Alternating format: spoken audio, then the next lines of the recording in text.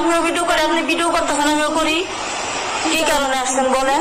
আমার husband arrest করতে আসছেন আপনি বলতেছেন, এখন আমি আমার হাজবেন্ডে বলতাম যে আসো তোমার অ্যারেস্ট করতেছি, অ্যারেস্ট করতেছি। কিন্তু কি কারণে আসছেন অ্যারেস্ট করতে? কারণ আপনার পুলিশরা পারেন না, এমন কোন দুনিয়াতে কিছু নাই। আপনার ভালো মানুষরা ধরে নেবেন না।